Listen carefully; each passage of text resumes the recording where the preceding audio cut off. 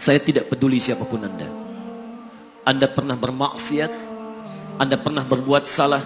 Kita manusia yang tidak luput dari dosa. Tapi saya ingin berikan tawaran dari Al-Quranul Karim. Quran surah keempat An-Nisa ayat 100, posisi paling kiri sebelah bawah. Pernah ada orang berbuat maksiat yang tak terlukiskan. Ada seorang yang pernah bunuh orang. Bunuhnya bukan 1, 2, 100 orang. Tak terlukiskan bilangannya. Kriminalitas tidak perlu diukur karena Anda akan lelah menghitungnya. Ketika Allah berkenan memberikan hidayah kepadanya, Masya Allah. Dan hidayah selalu terbuka pada siapapun sepanjang ia mau mengambilnya sebelum nyawa sampai di kerongkongannya. Tiba-tiba datang ia pada seorang alim dan berkata, saya ingin berubah. Alim ini kemudian menyampaikan pada orang dimaksud, Anda bukan berarti tidak bisa menjadi orang baik. Hanya Anda tinggal di lingkungan yang tidak mendukung Anda jadi baik. Keluarlah dulu dari tempat itu. Pergilah ke majlis ilmu sifulan, tempatnya ada di sana. Datang ke sana, belajarlah, dan Allah akan bimbing Anda berubah dari keburukan menjadi orang yang terbaik. Didengarlah nasihat alim ini. Berangkatlah orang dimaksud, menempuh perjalanannya. Tiba-tiba Masya Allah, belum sampai ke tujuan, di pertengahan jalan, konon disebutkan lebih sejengkal, tiba-tiba maut datang menjemputnya. Thumma yudrikul maut. Apa yang terjadi? Langkahnya dihitung sebagai ibadah. Dalam terapnya dia beristighfar, taubat kepada Allah subhanahu wa ta'ala. Taubat yang menghadirkan cinta Allah subhanahu wa ta'ala. Quran surah kedua ayat 222 di ujung ayatnya. Innallaha yuhibbut tawwabin. Allah mencintai orang-orang taubat. Dan cinta Allah menghadirkan ampunan bagi seluruh dosanya. Quran surah ketiga Ali Imran ayat 31, paling kiri sebelah atas. Qul in kuntum tuhibbunallaha fattabi'uni yuhibbukumullah. Allah cintai orang yang mau taat pada Rasulnya. Lihat, ketika Allah mencintai seorang hamba, wa yaghfir lakum dzunubakum, Allah ampuni seluruh dosa-dosanya. Derap langkahnya menghadirkan istighfar, taubatnya menghadirkan cinta Allah menghadirkan seluruh ampunan bagi dosa-dosa yang ia miliki.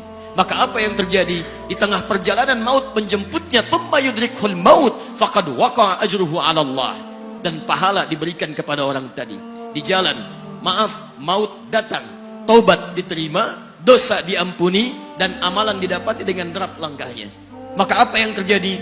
Thumma yudrikhul maut faqad waqa'a ajruhu 'ala Allah. Pahalanya dituliskan oleh Allah, dakhalal jannah, kata Nabi, masuk surga orang ini.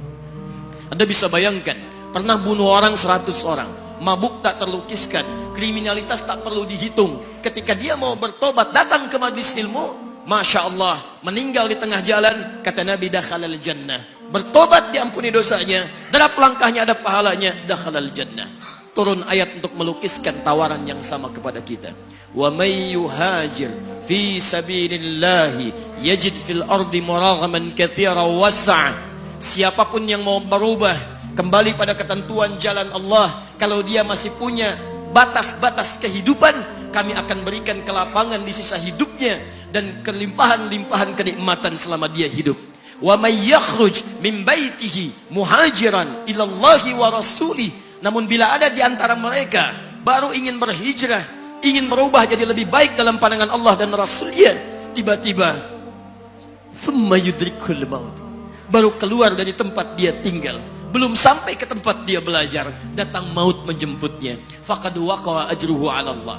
Kami terima semua amalnya, kami ampuni dosa-dosanya, dan kami tuliskan namanya di dalam surga. Bila 100 orang saja yang pernah dibunuh oleh orang ini, pernah bunuh 100 orang, mabuk tak terlukiskan, kriminalitas tak terhitung, mau berangkat ke majlis ilmu, tak sampai ke majlisnya, meninggal dia, bisa masuk surga. Masa Anda yang tidak pernah bunuh orang? Ada yang pernah bunuh orang di sini?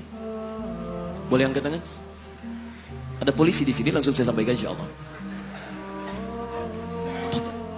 Anda gak pernah bunuh orang, Anda tidak pernah mabuk, Anda tidak pernah berbuat kriminalitas seperti orang dulu. Salah, wajar, tapi pintu tobat terbuka untuk kita semua.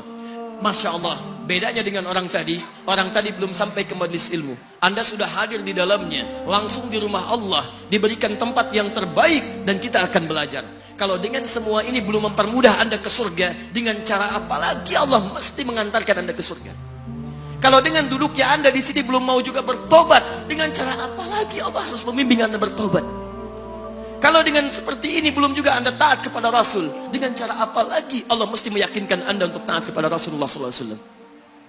Karena itu teman-teman sekalian, mari kita pelajari ilmunya, dan dengan ilmu itu akan membimbing kita insya Allah kembali kepada Allah sampai mengajak keluarga kita ke surga insya Allah.